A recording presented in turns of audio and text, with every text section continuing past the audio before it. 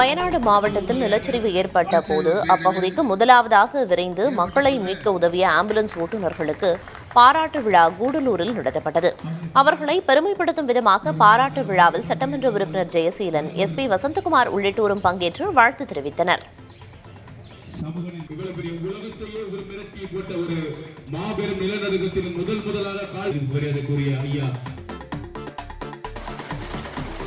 கரூர் மாவட்டத்தின் பல்வேறு பகுதிகளில் 1 மணி நேரத்திற்கும் மேலாக மழை பெய்தது. குளித்தலை, மேட்டுமருதூர், தண்ணீர்பள்ளி, லாலாப்பேட்டை, தோகைமலை உள்ளிட்ட பகுதிகளில் இடியுடன் கூடிய மழை பெய்தது. திடீர் மழையால் நீர்நிலைகள் நிரம்பும் என்பதால் விவசாயிகள் சற்று நிம்மதியடைந்தனர்.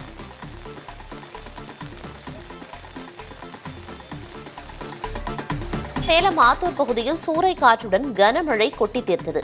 இதன் காரணமாக கெங்கவல்லி பகுதியில் பலத்த காற்று காரணமாக சாலையின் நடுவே புளியமரம் ஒன்று வேரோடு சாய்ந்தது. இதனால் அப்பகுதியில் போக்குவரத்து முடங்கியது.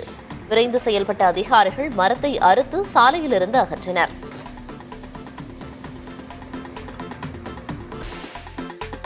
ஒகேனக்கல் காவிரி ஆற்றில் நீர்வரத்து வினாடிக்கு 17,000 கன அடியிலிருந்து 15,000 கன அடியாக குறைந்திருக்கிறது. கர்நாடக நீர்பிடிப்பு பகுதிகளில் மழை குறைந்ததால் தமிழக கர்நாடக எல்லையான வெலிகுண்டுலுவுக்கு நீர்வரத்தும் குறைந்துள்ளது. இருப்பினும் ஒகேனக்கல் அருவியில் தண்ணீர் ஆர்ப்பரித்து கொட்டுவதால் குளிக்கவும் பரிசல் இயக்கவும் தொடர்ந்து தடை விதிக்கப்பட்டுள்ளது.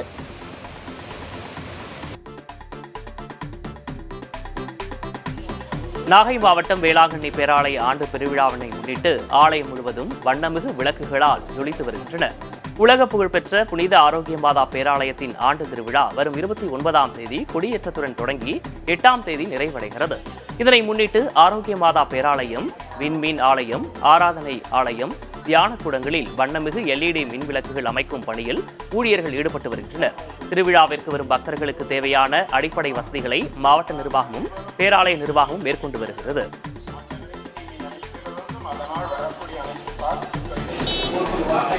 வழக்கமாக ஆணழகன் போட்டியில் கட்டுக்கோப்பான உடல்வாகோடு பலரும் பங்கேற்பதை பார்த்திருப்போம். இங்கு வித்தியாசமான முறையில் கட்டுமஸ்து இல்லாவிட்டாலும் சிறுவர்கள் போட்டியில் ஆர்வத்தோடு கலந்து கொண்டது அனைவரும் ரசிக்கும் வகையில் இருந்தது.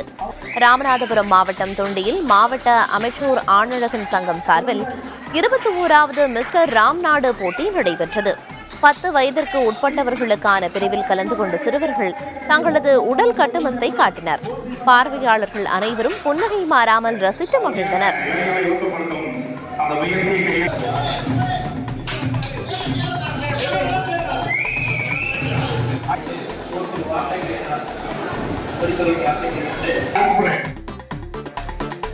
தென்காசி மாவட்டம் குற்றாலத்தில் நடைபெற்று வரும் சாரல் திருவிழாவின் 3ஆம் நாள் நிகழ்வில் பளுதூக்குதல், ஆணழகன் போட்டி மற்றும் கோலப் போட்டிகள் நடைபெற்றன. மாவட்ட ஆட்சியர் கமல் கிஷோர் மற்றும் மாவட்ட வருவாய் அலுவலர் ஜெயச்சந்திரன் ஆகியோர் இந்நிகழ்வை தொடங்கி வைத்தனர். நிறைவு நாளான இன்றும் சாரல் திருவிழாவில் பல்வேறு கலை நிகழ்ச்சிகள் நடைபெற உள்ளன.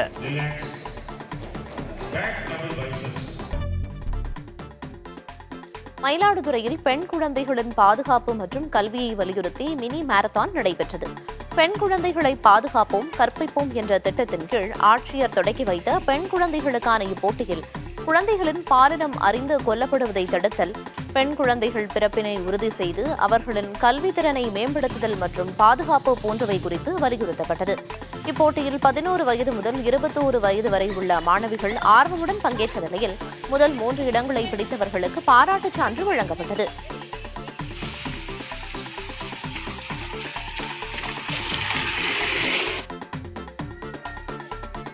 ஆண்டிப்பட்டி அருகே ஸ்ரீரங்கபுரம் கிராமத்தில் சிதிலமடைந்து ஆபத்தான நிலையில் உள்ள அங்கன்வாடி மையத்தை சீரமைக்க கோரிக்கை எழுந்துள்ளது. ரெங்கசமுத்திரம் ஊராட்சியில் உள்ள அங்கன்வாடி மைய கட்டிடத்தின் மேற்புற சுவர் கொஞ்சம் கொஞ்சமாக பெயர்ந்து விழுந்து வருகிறது.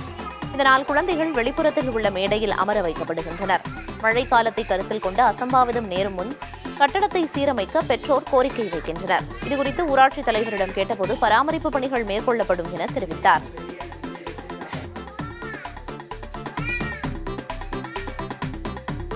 ஒகேனக்கல் காவிரி ஆற்றில் நீர்வரத்து வினாடிக்கு 17,000 கன அடியிலிருந்து 15,000 கன அடியாக குறைந்துள்ளது. கர்நாடக நீர்பிடிப்பு பகுதிகளில் மழை குறைந்ததால் தமிழக கர்நாடக எல்லையான வெலிகுண்டுலுவுக்கு நீர்வரத்தும் குறைந்துள்ளது. இருப்பினும் ஒகேனக்கல் அருவியில் தண்ணீர் ஆர்ப்பரித்து கொட்டுவதால் குளிக்கவும் பரிசல் இயக்கவும் தொடர்ந்து தடை விதிக்கப்பட்டுள்ளது.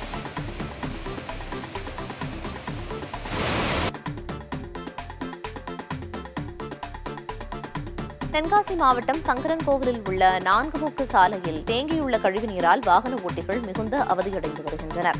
சங்கரநாராயணன் திருக்கோவில் பின்புறம் உள்ள இந்த 4 முக்கு சாலை வழியாக நாள்தோறும் ஏராளமான வாகன ஓட்டிகள் செல்கின்றனர். இங்குள்ள கழிவுநீர் வாய்க்காலில் அடைப்பு ஏற்பட்டு முற்றிலுமாக நீர் செல்ல வழியின்றி இச்சாலையில் கழிவுநீர் தேங்கியுள்ளது.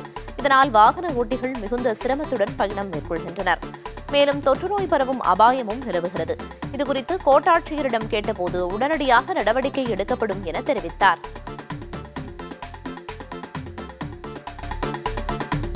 நெல்லை மாவட்டம் விக்ரமசிங்கபுரம் அருகே குடியிருப்பு பகுதிகளில் கரடி நடமாட்டத்தால் பொதுமக்கள் அச்சமடைந்தனர். சுற்றுவட்டார கிராமங்களான முதலியார்பட்டி, தட்டாம்பட்டி மற்றும் அருணாச்சலபுரம் ஆகிய கிராமங்களில் 1000க்கும் மேற்பட்டோர் வசித்து வருகின்றனர். கடந்த சில மாதங்களுக்கு முன்பு சிறுத்தை நடமாட்டம் இருந்து வந்த நிலையில் சில தினங்களாக இப்பகுதியில் இரவு நேரங்களில் கரடி உலா வருவதால் பொதுமக்கள் அச்சத்தில் உள்ளனர். வனத்துறை கரடியினை கூண்டு வைத்து பிடிக்க வேண்டும் என கோரிக்கை வைத்துள்ளனர்.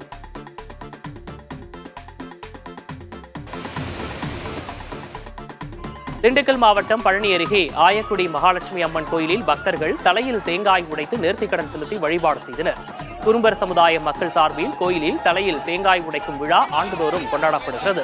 இதனை முன்னிட்டு சண்முக நதியில் இருந்து புனித நீர் கொண்டுவரப்பட்டு மகாலட்சுமி அம்மனுக்கு சிறப்பு பூஜைகள் நடைபெற்றன. விழாவில் பக்தர்கள் தலையில் பூசாரி தேங்காய் உடைப்பதை பொதுமக்கள் மெய்சிலிர்த்தபடி பார்த்தனர். முன்னதாக பாரம்பரிய முறைப்படி நடனமாடியும் பாடல் பாடியும் விழா நடைபெற்றது. சட்டவிரோத பண பரிவர்த்தனையில் ஈடுபட்டதாக அமலாக்கத்துறை தொடர்ந்த வழக்கில் திமுக எம்பி ஆர் ராசா நீதிமன்றத்தில் நேரில் ஆஜரானார். வருமானத்திற்கு அதிகமாக 5,53,00,000 ரூபாய் சொத்து சேர்த்ததாக ஆர் ராசா மீது கடந்த 2015ஆம் ஆண்டு சிபிஐ வழக்கு பதிவு செய்தது. இதை அடிப்படையாக கொண்டு ஆர் ராசா, அவரது நண்பர் கிருஷ்ணமூர்த்தி உள்ளிட்டோர் மீது அமலாக்கத்துறை வழக்கு பதிந்தது. இவ்வழக்கு சென்னையில் உள்ள சிபிஐ சிறப்பு நீதிமன்றத்தில் விசாரணைக்கு வந்தது. அப்போது ஆர் ராசா உள்ளிட்டோர் நேரில் ஆஜராகினர். அவர்களுக்கு வழக்கு ஆவணங்களை வழங்க உத்தரவிட்ட நீதிபதி எழில் வேலன் விசாரணையை செப்டம்பர் 18ஆம் தேதிக்கு ஒத்திவைத்தார். இதனிடையே அடுத்த விசாரணைக்கு ஆஜராவதிலிருந்து விலக்கு அளிக்குமாறு ஆர் ராசா சார்பில் மனு தாக்கல் செய்யப்பட்டது. இதுகுறித்து அமலாக்கத்துறை பதிலளிக்க நீதிபதி உத்தரவிட்டார். 2026ஆம் ஆண்டின் சட்டப்பேரவை தேர்தலில் 5 முனை போட்டி இருக்கும் என்பதால் அதை எதிர்கொள்ள அதிமுகவினர் தயாராக இருக்க வேண்டும் என முன்னாள் அமைச்சர் செங்கோட்டையன் அறிவுறுத்தியுள்ளார். ஈரோடு மாவட்ட அதிமுக ஊராட்சி தலைவர்கள் உள்ளிட்ட மக்கள் பிரதிநிதிகள், கட்சியின் ஒன்றிய குழு உறுப்பினர்கள் உள்ளிட்டோருடன் செங்கோட்டையன் ஆலோசனை நடத்தினார். பவானிசாகர் அதிமுக எம்எல்ஏ பன்னாரி தலைமையில் சத்தியமங்கலத்தில் நடைபெற்ற இந்த கூட்டத்தில் 100க்கும் அதிகமானோர் பங்கேற்றனர். இதில் பேசிய செங்கோட்டையன், ஊராட்சி தலைவர்களாக 80 விழுக்காடு நபர்கள் அதிமுகவினர்தான் இருப்பதாகவும் இதே நிலை நீடிப்பதற்காக கடினமாக உழைக்குமாறும் அறிவுறுத்தினார். தமிழ்நாட்டில் புதிதாக ஒரு கட்சியின் கொடியும் சின்னமும் அறிவிக்கப்பட உள்ளதால் வரும் சட்டப்பேரவை தேர்தலில் 5 முனை போட்டி நிலவும் என்று நடிகர் விஜயின் தமிழக வெற்றிக் கழகம் கட்சியை செங்கோட்டையன் மறைமுகமாக சுட்டிக்காட்டினார். விஜயின் கட்சியால் அதிமுகவுக்கான வாக்குகள் சிதறாமல் இருக்க உழைக்குமாறும் அவர் அறிவுறுத்தினார்.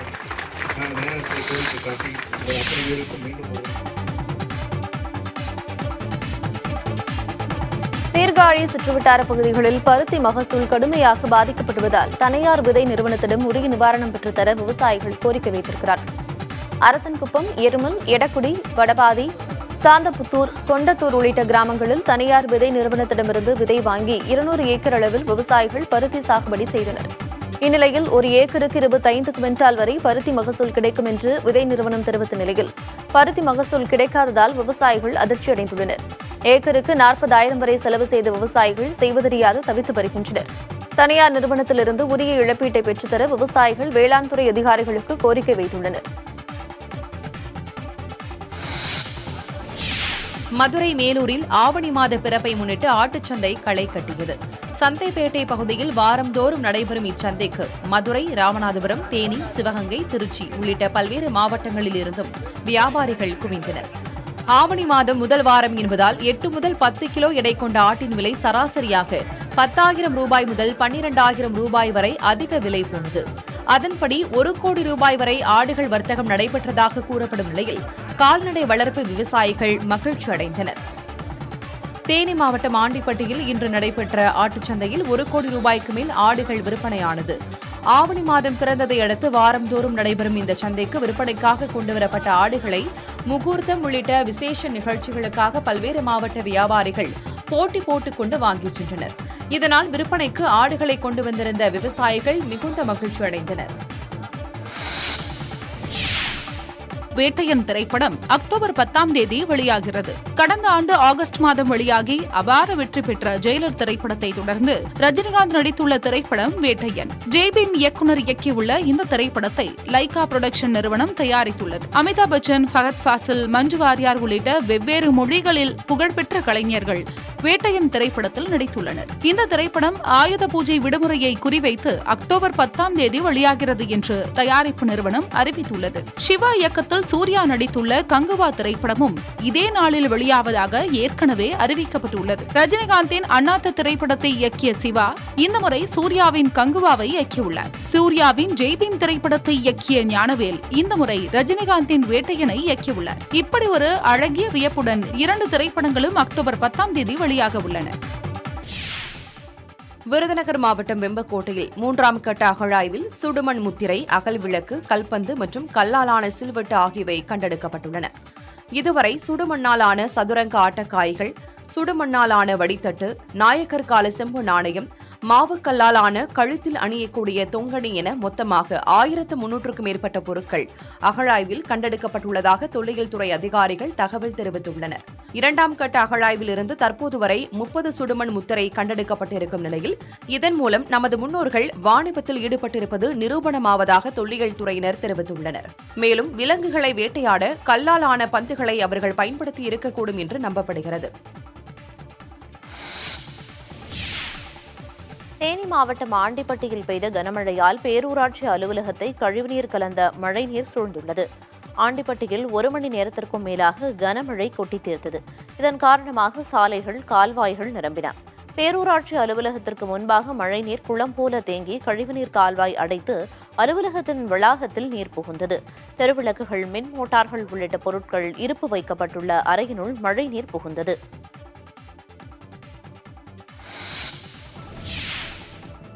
பல லட்சம் மக்களின் குடிநீர் ஆதாரமாக விளங்கும் பவானிசாகர் அணை 70வது ஆண்டில் அடியெடுத்து வைக்கிறது.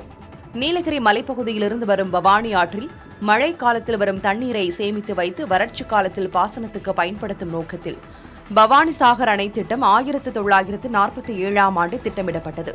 1948ஆம் ஆண்டு ஜனவரி 7ஆம் தேதி 10 கோடி ரூபாய் செலவில் அணைக்கான கட்டுமான பணி தொடங்கப்பட்டு வெளிநாடுகளில் இருந்து இறக்குமதி செய்யப்பட்ட உறுதித்தன்மையுடன் கூடிய ஷட்டர்களால் அணை எழுப்பப்பட்டது. இதன் கட்டுமான பணி 1955ஆம் ஆண்டு நிறைவடைந்தது. தமிழகத்தில் வறட்சி நிலவிய காலத்திலும் பவானிசாகர் அணையால் தண்ணீர் பிரச்சினை இல்லாத மாவட்டமாக ஈரோடு மாவட்டம் திகழ்ந்தது. ஆண்டுதோறும் நன்சை மற்றும் புன்சை பாசனத்துக்கு கீழ்பவானி வாய்க்காலில் தண்ணீர் திறப்பு காரணமாக 2,07,000 விவசாய விளைநிலங்கள் பாசன வசதி பெறுகின்றன.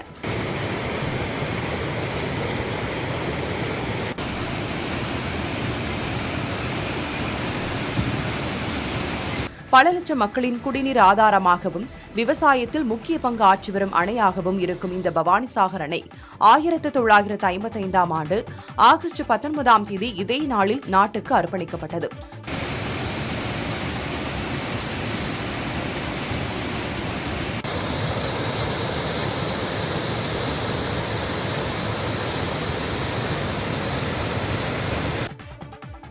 இக்கட்டுமான பணியை அப்போதைய பிரதமர் ஜவஹர்லால் நேரு, சென்னை மாகாண முதல்வர் ராஜாஜி போன்ற தலைவர்கள் பார்வையிட்ட பெருமையும் இந்த அணைக்கு உண்டு.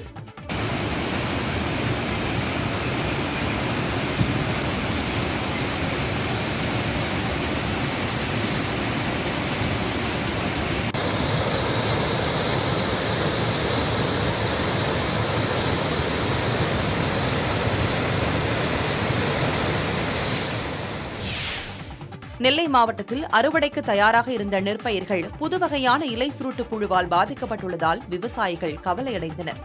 ஜமீன் சிங்கப்பட்டி, அயன் சிங்கப்பட்டி சுற்றுவட்டார பகுதிகளில் 200 ஏக்கருக்கு மேல் கார்பருவ சாகுபடி செய்யப்பட்டுள்ளது. இன்னும் 10 நாள்களில் அறுவடை செய்ய வேண்டிய நிலையில் இலை சுருட்டு புழு தாக்குதலில் பயிர்கள் பாதிக்கப்பட்டுள்ளன. இதனால் கவலையடைந்துள்ள விவசாயிகள் பயிர் பாதிப்புக்கு அரசு இழப்பீடு வழங்க கோரிக்கை விடுத்துள்ளனர். இதுகுறித்து வேளாண் அதிகாரிகளிடம் கேட்டபோது IR50 என்ற குறிப்பிட்ட ரக நெற்பயிரில் மட்டுமே பூச்சி தாக்குதல் ஏற்பட்டுள்ளது என்றும் இந்த ரக நெல்லை பயிரிட வேண்டாம் என்று வேளாண் துறை பேராசிரியர்கள் அறிவுரை கூறியுள்ளதாகவும் தெரிவித்தனர். சில விவசாயிகள் 2க்கும் மேற்பட்ட பூச்சி மருந்துகளை ஒரே நேரத்தில் பயன்படுத்தியதால் பயிர்கள் பாதிக்கப்பட்டுள்ளதாகவும், சில இடங்களில் விவசாயிகள் வேளாண் துறையினரின் அறிவுரையை பெற்று குறிப்பிட்ட மருந்தை மட்டும் தெளித்து தாக்குதல் கட்டுக்குள் கொண்டுவரப்பட்டதாகவும் தெரிவித்தனர். சிங்கப்பூரிலிருந்து வந்த முதலாளிக்கு குதிரை பூட்டிய சாரட் வண்டியில் சிவகங்கையைச் சேர்ந்தவர் உற்சாக வரவேற்பளித்தார். விளையம்பட்டியைச் சேர்ந்தவர்கள் ஆனந்த் மெர்லின் தம்பதி. ஆனந்த் சிங்கப்பூரில் உள்ள தனியார் நிறுவனத்தில் ப்ராஜெக்ட் மேனேஜராக பணிபுரிந்து வருகிறார். இவர் தனது மகன்களுக்கு புனித செபஸ்தியார் ஆலயத்தில் முதல் இறையேற்பு விழாவினை நடத்த திட்டமிட்டார். இதனைத் தொடர்ந்து அவரது சிங்கப்பூர் நிறுவன முதலாளி கென் ஜோங்கேனுக்கு அழைப்பு விடுத்தார். இந்த அழைப்பை ஏற்று சிங்கப்பூரில் இருந்து வருகை தந்த முதலாளிக்கு மேள தாளங்கள் முழங்க ஆனந்த் உற்சாக வரவேற்பளித்தார்.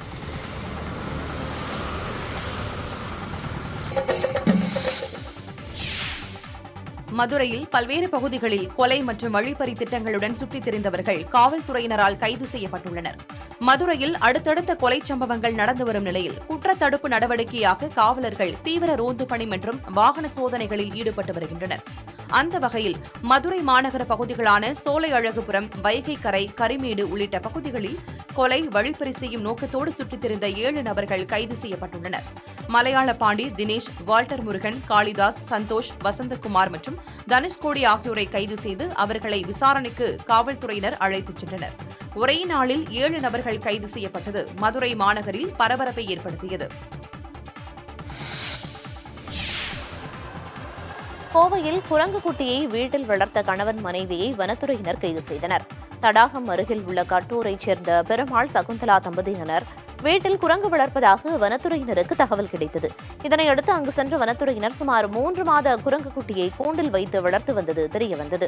விசாரணையில் தேனியைச் சேர்ந்த ஒருவரிடம் 5000 ரூபாய் விலைக்கு வாங்கியதாக தெரிவித்துள்ளனர். இதனையடுத்து இருவர் மீதும் வன உயிரின குற்ற வழக்கு பதிவு செய்யப்பட்டு சிறையில் அடைத்தனர்.